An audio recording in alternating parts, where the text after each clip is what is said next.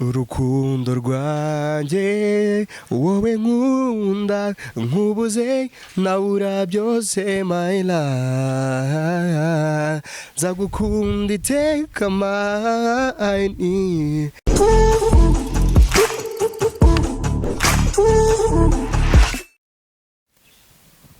Yo, what's up my people? Yo, noneho murabona ko ibintu bitoroshye, murabona ko noneho ndi kumwe n'umusore ewana ngo yitwa Jovazzo King. Ubwo witwa Jovazzo King. Jovazzo King kabisa. Murabona ko rero Jovazzo King yiteguye kabisa, yambaye interview ewana, ari ready ngo arifuza gukora iki interview gitwika, iki interview gikomeye byatari, aza kuturirimbira n'umuhanzi.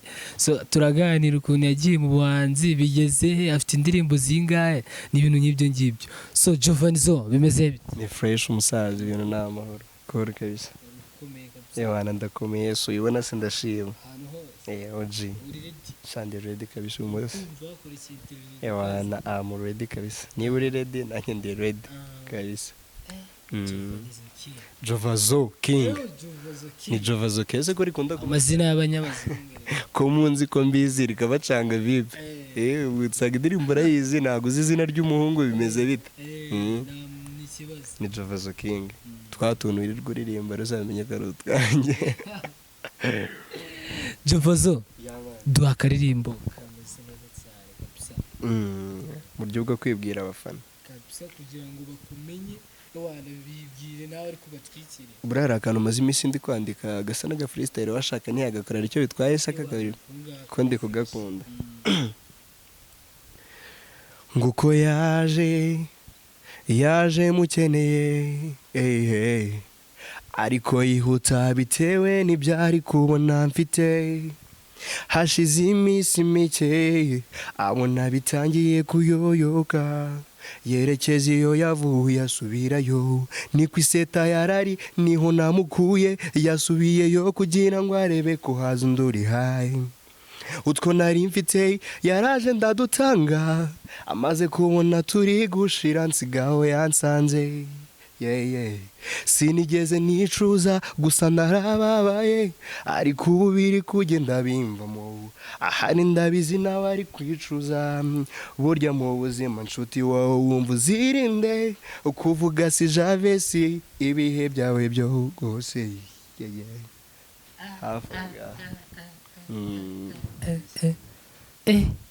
Mbashije kumirwa umwe mu bahungu bakeya b'abahanzi baririmba iyo njyana, harya ni R&B bayita R&B cyangwa se guhogoza. Bagitwitse umunsi. Indirimbo aribwo ngo zita iz'abakunda, twazita iz'urukundo ariko ntabwo ari nawe. Abaraperi bagira amagambo menshi, hari ukuntu bayita ariko burangiye we nkurikije ku bwanjye amagambo ubwo nahita ngo ngende ndirimba. Akenshi ubundi abagiye kwandika akenshi ni urukundo, niko nabyita. Ni urukundo kabisa. Jovazzo none se bimeze biti? Ubu ngubu ufite turirimbo tungahe? Maze kugeza indirimbo enye kabisa. Zose ziri kuri channel yawe? Kuri channel ntabwo zose zirahagera, ariho indirimbo eshatu. Tiguteganya kubashyiraho indi bitarenze kwa kabiri kabisa. Kwa kabiri zabagize umunsi turi ku cyumweru, kwa kabiri mu ijoro ryo kwa kabiri ndabona bashyiraho undi muzigo kabisa umeze neza cyane, bawita rirashe. Rirashe iki? Kame mu nizuba bakambyita rirashe. Rabiza akazuba ka mu gitondo ukuntu kaba gasa neza. Iyo rirashe rero ukuntu mba mbona ibintu ari byiza. Nabashe kurimba rirashe rero, urumva ibyiza bya rirashe ni byinshi, kuko iyo rirashe nkawe MC Tino, iyo rirashe hari byinshi utekereza. Niba ufite umukunzi urabizi iyo rirashe urireba hafi aho. Jovazzo ntabwo urajya gukora n'umuproducer ukomeye se? Yaba producer cyangwa se agakora waba uri nko gupanga kugira nawe nyine ugende wiyongeraho? Ntabyo iyo mipango ntafite. Erega imipango y'ibihari bara ntago nese element muri minsi ntari kumugera abahungu ba Bruce nabande.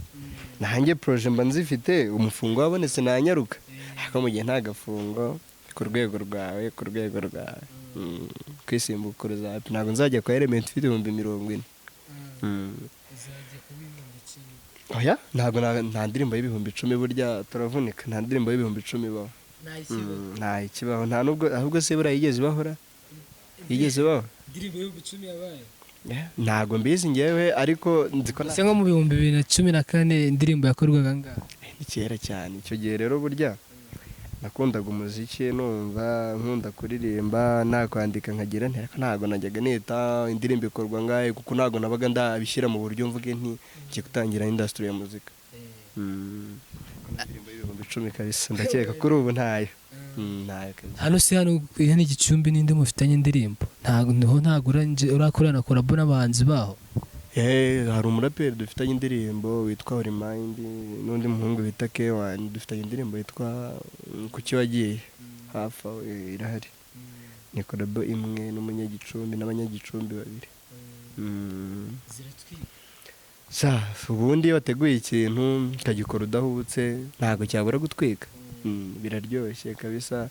Ahubwo niba ushaka kumva ubwo buryohe cyane ni Jovazzo King kuri YouTube kandi subscribe, ubundi flow ukazibona neza cyane. Ese wabaye umuhanzi ryari? Njyewe nk'ubwigihe nabereye umuhanzi, nabaye umuhanzi kera, ariko igihe nafashe time nkajya muri studio yakora indirimbo bwa mbere mu kwezi kwa gatatu 2020. Ubwo nakoze ikigoma cya mbere kabisa 2020.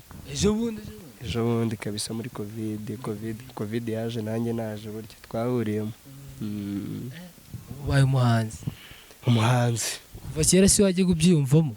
Nakundaga kuririmba bro, nkunda kuririmba bya bindi. Hari n'abantu benshi bagiye bamenya ngo ndi umuhanzi nta na boro ndabashyira hanze, usibye kubona mbikunda bakanyita umuhanzi.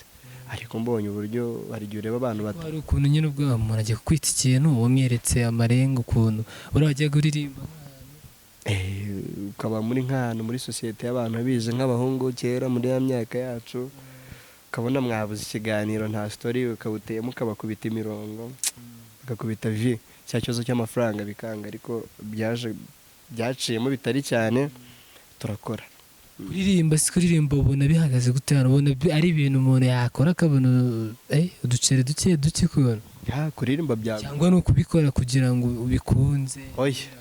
mani ni byinshi byo kwishimishamo. Ntabwo wakwishimisha ngo ugiye kuririmba uri gutanga amafaranga, ntabwo wakwishima uri gutwika amafaranga. ndavuga ku rwego rw'aha, kuko ku rwego rw'igihugu byo ni ibindi bisaba ni akazi katoroshye. wowe ku rwego rw'aha ngaha turi no ku buhanzi bwawe ubona ari ibintu buriya byagera gutya bikagufasha akantu? Kuririmba n'ubundi niyo tugana twese, kuririmba byaguhereza umugati, kandi nanjye nicyo nshaka, ni nayo papasi. Ndashaka umugati, ariko mbere y'umugati ndashaka ingira ibikorwa bizima. Nimba ibikorwa bizima ubwo urumva umugati rimwe muzawumpa. Follow me, nkurikirana ku mbuga nkoranyambaga zanjye, nukora subscribe, burya ari inkungu uzaba utanze ikomeye niko kumpa umugati. Ubwo rero nutabikora ntabwo umugati uzaza. Ubwo rero wese ukurikiye ari kubyumva uryamamo umugati komforowinga. Ubu ngubu ntabwo biratangira, aho watangiriye muri uno mwaka ushize nta muntu byuze uravuga ati ufite akantu katari fata gutya duceri? Ni gake, kuko nk'ubu ngubu umuntu ashobora gutegura gafite nk'ubukwe, kavuga ati Jovazzo King ndagukeneye, ugakuramo niyo zaba 50k zaba 20k, kumva ni umugati tayari, ariko akuye mu gihangano cya mihangano wakoze abantu bakabikunda kanagutumira. Nuko biza gake ko dushaka ibirenzeho kabisa. Nako umugati uzaboneka uzaboneka kabisa. Si Jovazzo, ndumva nta bintu byinshi rero twaganira, ko wahize ama interview menshi hano, mu bantu barakumenye byinshi byawe. So duha akaririmbo kawe umva wishimira ukunze, wakoze ko kukumva kuko zikigoma cyatari ukaturirimbira ukuntu. Zose ndazikunda kandi ni nziza, ariko ntacyo kanguhereza kamwe mu mpisemo kabisa. Urukundo rwanjye wowe nkunda, nkubuze nabura byose my life, nzagukunda iteka mani, narakwihebeye nakugize uwanjye ungira uwawe rukundo, watumye nanga abandi bakobwa twamenyanye, nifuza kukubona wenyine, niyo mpamvu nifuza kubana nawe wenyine, amahoro uramagije, niyo mpamvu ntabona icyo nkwitura, sindi rurema ngo nguhe ijuru, ariko icyo nkwijeje nzagukunda burundu, ntabwo nzigera gukundana n'undi, nzagukunda wenyine kandi burundu urukundo hafi aho ngaho. ese iririmba lyrics zawe kubera iki bumva wagira ngo uri mu rukundo? aba ari byo uba wazanditse inspiration wayikuye ku rukundo?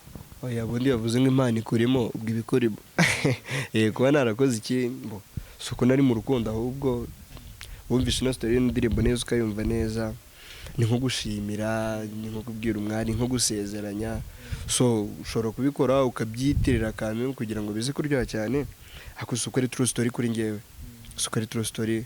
Gusa uzanabyumva benshi nka King James biri indirimbo nyinshi aririmba ni iz'urukundo, ariko si uko byamaye kandi ubyumva ko afite amarangamutima cyane.